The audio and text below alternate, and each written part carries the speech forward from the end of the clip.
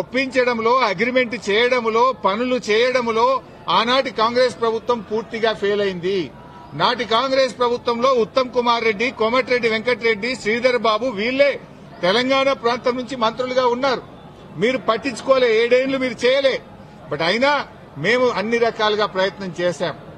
ఇంత మధ్యలోనే ఈ సమయంలోనే సెంట్రల్ వాటర్ కమిషన్ తమ్మిడిహట్టి దగ్గర నీళ్లు లేవు అని 2 లేఖలు రాసింది. 2 లేఖల్లో స్పష్టంగా అక్కడ నీటి లభ్యత తక్కువ ఉంది, మీరు ప్రత్యామ్నాయం చూసుకోండి అని మనకు కేంద్ర సిడబ్ల్యూసి మనకు చెప్పడం జరిగింది. అదేవిధంగా అదే సిడబ్ల్యూసి మీరు కట్టిన రిజర్వాయర్లు తక్కువ ఉన్నాయి, రిజర్వాయర్ల సంఖ్య పెంచుకోండి అని కూడా చెప్పింది. ఇవన్నీ లెటర్లు కూడా ఈరోజు కమిషన్ కి ఇచ్చాం.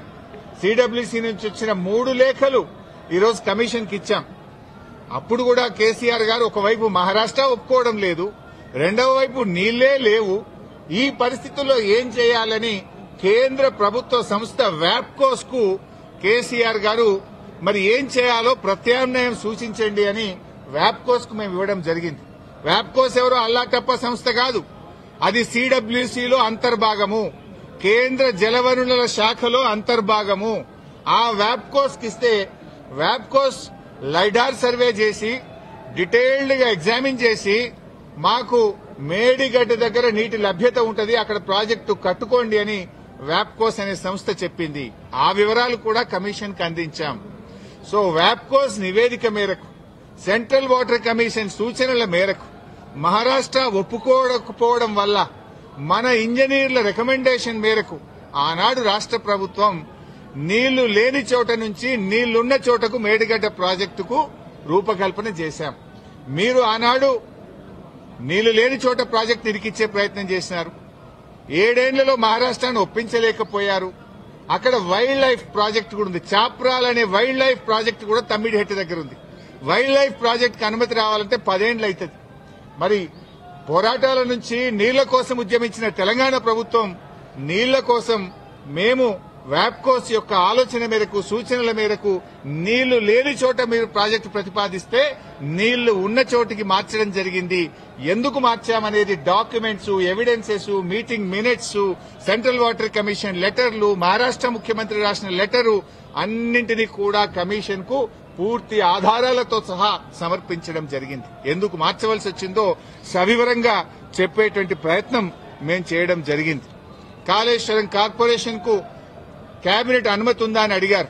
కేబినెట్ అనుమతి ఉంది అని స్పష్టంగా వివరాలన్నీ కూడా అందించడం జరిగింది. అదేవిధంగా బ్యారేజీ లొకేషన్ మార్పుల గురించి కూడా అడిగారు. అన్నారం, సుందిళ్ల గురించి అది ప్యూర్లీ టెక్నికల్ డెసిషన్. ఇంజనీర్లు డీటెయిల్డ్ సర్వే ఆధారంగా దేశంలో అనేక ప్రాజెక్టులకు కూడా ఈ రకంగా మారుతుంటాయి. మన నాగార్జున సాగర్ కూడా మారింది, ఎస్ఆర్ఎస్పీ ప్రాజెక్టు కూడా మారింది. సో అది ఏదన్నా డెసిషన్ బ్యారేజ్ కొంత ముందుకు వెనకకు జరిగేది అది ఇంజనీరింగ్ డిపార్ట్మెంట్ తీసుకోవాల్సినటువంటి నిర్ణయాలు అనేటువంటి విషయాన్ని కూడా కమిషన్ గారు అడిగినప్పుడు మేము చెప్పడం జరిగింది. మొత్తంగా ఈ ప్రాజెక్టులో రిజర్వాయర్ల కెపాసిటీ ఎంత, నీటి నిల్వ సామర్థ్యం ఎంత ఉంది అని అడిగితే 141 టీఎంసీల సామర్థ్యం ఉందని చెప్పి కూడా మేము వారికి చెప్పడం జరిగింది. అదేవిధంగా కాళేశ్వరంను కొంతమంది ఇవాళ పిచ్చి పిచ్చిగా కూలేశ్వరం అని మాట్లాడుతున్నారు. మొన్ననే నేను ప్రజెంటేషన్ లో కూడా సవివరంగా చెప్పాను. కాళేశ్వరంలో 100 భాగాలున్నాయి. 100 భాగాల్లో అన్ని ఇంటాక్ట్ ఉన్నాయి. లైక్ ఇప్పుడు మనం మొన్న అనుకున్నట్టుగా 3 బ్యారేజీల్లో, అదేవిధంగా కాళేశ్వరంలో 16 రిజర్వాయర్లు, 19 సబ్స్టేషన్లు, 21 పంప్ హౌస్లు, 203 కిలోమీటర్ల గ్రావిటీ టనెళ్లు, 98 కిలోమీటర్ల ప్రెషర్ మెయిన్స్, 1531 కిలోమీటర్ల గ్రావిటీ కెనాల్స్, ఇవన్నీ కూడా ఇంటాక్ట్ ఉన్నాయి. ఒకవైపు ముఖ్యమంత్రి గారు మొన్న పోయి గంధమల్లకు శంకుస్థాపన చేశారు. మరి గంధమల్లకు నీళ్లు ఎక్కడి నుంచి పోతాయి? మల్లన్న సాగర్ నుంచి పోతాయి. మల్లన్న సాగర్ ఎక్కడిది? కాళేశ్వరంలో అంతర్భాగం.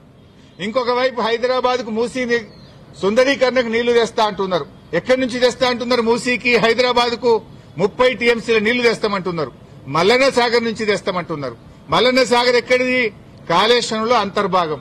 అంటే ఇంత స్పష్టంగా ఒకవైపు ప్రభుత్వమే కాళేశ్వరం మీద ఆధారపడి హైదరాబాద్ కు 30 టీఎంసీల నీళ్లు తేవడానికి టెండర్లు పిలుస్తుంది. ఇంకొక వైపు మల్లన్న సాగర్ మీద ఆధారపడ్డ గంధమల్లకు టెండర్లు పిలిచి ముఖ్యమంత్రి శంకుస్థాపన చేస్తారు.